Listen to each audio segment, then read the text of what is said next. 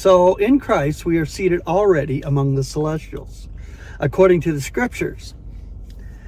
This is like a prolepsis thing that God has already stated previously, that the members of the body of Christ are pre-expectant in the Christ. So we have a prior expectancy. And I'm going to share a little bit more about this prior expectancy from a writing I got from W.B. Screws that was done April 1939. And it's called Prior Expectancy. Concerned with our Lord, we read of his advent, his present, and his unveiling. There's no good reason to say either of these words denote just one particular event. The advent mentioned in 2 Timothy 1:10 was in the past. The one mentioned in 1 Timothy 6:14 is future. The grace which was given to us in Christ Jesus before Aeonian times is now manifested because of the advent of our Savior, which had already taken place. We are to keep the precept of 1 Timothy 6 unto his future advent. The presence of Christ referred to in 1 Corinthians 15:23 includes his descent from heaven for the body, ecclesia, the called out ones, the one of which we read in Matthew 24:3 and in other verses of that chapter does not. I have been present at a certain place many times. Christ will be present when he descends into the air. 1 Thessalonians 4:16, for the air belongs to the earth. He will be present later when his feet stand on the Mount of Olives. Zechariah 14:4. The passage referred to in 1 Thessalonians is a new revelation. One will search in vain for any scripture which says Christ will descend into the air, but not to the earth, and snatch away Israel to meet him there. When he comes to establish his kingdom, he will come all the way to the earth. There would be no point in doing otherwise, since the kingdom is to be on the earth, that 1,000 years. It's set up here for the 1,000 years. But if those to whom he is coming are to be taken to heaven, it is most natural that he should snatch them away to meet him in the air. When Paul was in Thessalonica, he chose the Jews. However, he soon found that God had chosen certain Gentiles. 1 Thessalonians 1:4. While some Jews believed the ecclesia, there was predominantly Gentile, as is proven by Paul's words, you turn back to God from idols, 1 Thessalonians 1:9. A proselyte is just someone who believes as a Jew who believes the truth or believes Paul's evangel to the nations and becomes a member of the body of Christ. Since they were Gentiles, they had no expectation of a place in the kingdom on earth. For no person of the nations except proselytes will have that privilege. Paul did not want those saints to be without expectation, so he gave them a new revelation that the Lord will snatch them away for the meeting with himself in the air. I repeat, no such promise is ever given to Israel. It is well known that the 70th heptad, or a period of 7 years, will take place early in the day of the Lord, and that latter half of this heptad, 3.5 years, will be a time of great affliction, when God's indignation will be loosed. So the apostle goes right on to discuss this in 1 Thessalonians 5:1-10. Whenever they, not you, may be saying, peace and security, then sudden extermination is standing over them unawares, even as a travail over the pregnant, and they may not by no means escape. Then he turns to you, not they, the saints to whom he addressed in the epistle. You are not in darkness, that the day should be overtaking you as a thief. You are all sons of the light and of the day. Now he includes himself and says, we are not of the night. No, of darkness, not of darkness. We should not be drowsing. We may be watching and sober. We, being of the day, may be sober, putting on the cuirass of faith and love, and the helmet, the expectation of salvation, seeing that God did not appoint us to indignation, but to the procuring of salvation through our Lord Jesus Christ, the one dying for us, that we, whether we may be watching or drowsing, we should be living at the same time together with him. So the emphasis is on us, we, and speaks of the body of Christ. Simple as that. Inasmuch as indignation is to be manifested in the affliction period, and as that period will be in the day of the Lord. And as Paul here is discussing the day of the Lord, it seems perfectly reasonable that the indignation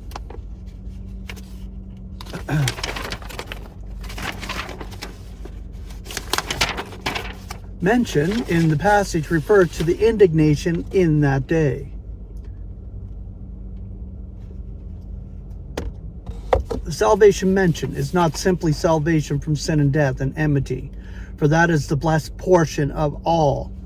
Paul here refers to salvation from indignation. The faith and love mentioned are in connection with the same subject, and so is the expectation of salvation.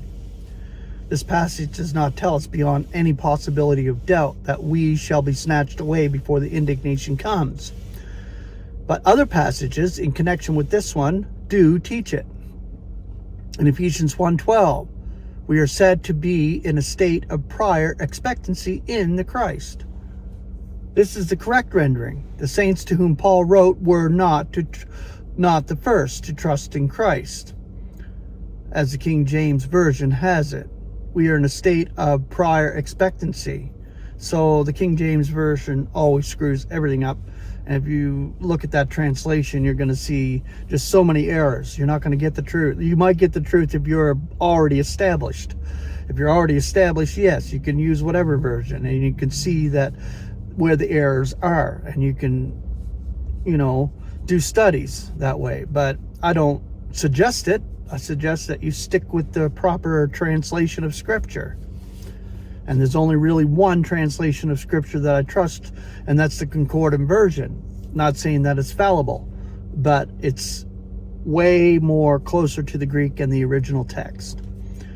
We are in a state of prior expectancy. Israel does not expect him until the close of the great affliction. We expect him before they do. How long before? Will he descend for us sometime during the period of affliction? If so, pointed out in the pre-written history of that period in the unveiling.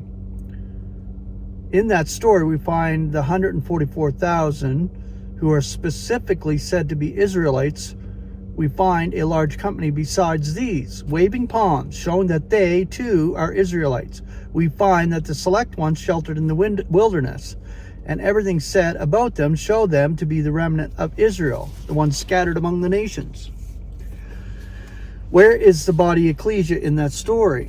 The burden is on those who say the ecclesia is to be in that great affliction. Yeah, let them show it to us, or admit that God is so careless that he neglected this important matter or else admit the ecclesia is not there. I say the prior expectancy means we are expecting the advent of our Lord into the air before the period of the affliction and the indignation. We are not appointed to indignation.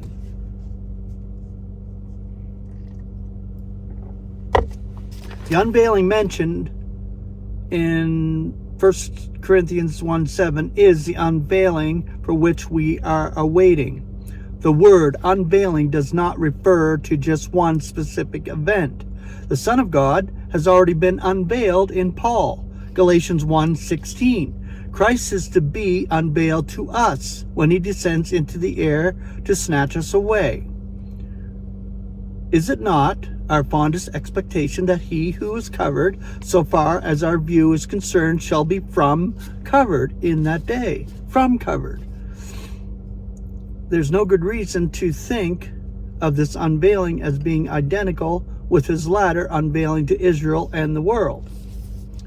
The latter unveiling is mentioned in 2 Thessalonians 1:7. That passage correctly rendered reads, "If so be that it is just of God to repay affliction to those afflicting you, And to you who are being afflicted, ease with us at the unveiling of the Lord Jesus Christ from heaven with his powerful messengers,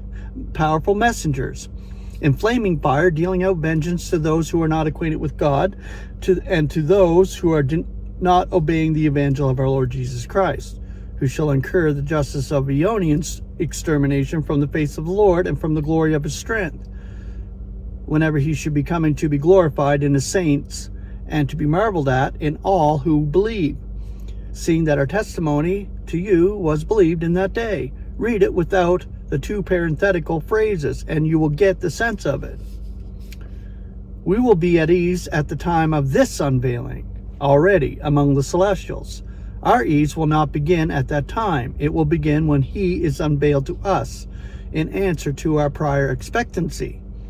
As the testimony to us was believed, so shall be believing ones in the day of his unveiling. As thought in this passage, we are suffering for the kingdom of God, verse 5, that is the kingdom in its broad sense, not in the narrow sense of the kingdom of the heavens. The latter is for Israel, the former is for all. Finally, 1 Corinthians 15:24 and verse 50. To be sure, we find ecclesias in the day of the Lord, but no one versed in the doctrine of grace would ever identify them as groups of the body ecclesia, which is the body of Christ. One will search in vain for any promise that they shall be snatches away from the earth to meet the Lord in the air.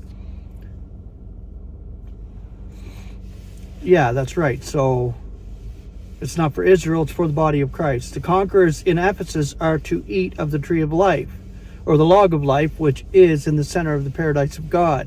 And that's on the kingdom earth, the 1,000 years. Those in Smyrna shall not be injured by the second death. Those in Pergamos are to have hidden manna, and a white pebble with a new name on it. The Thyatiran conquerors are to have authority over the nations, and shepherd them with an iron club.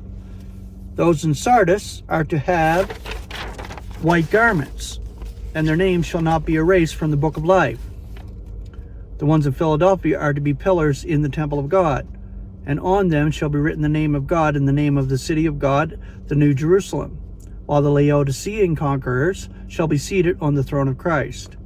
These ecclesias are to be in the trial or affliction, as is indicated by the term endurance in Unveiling 3:10.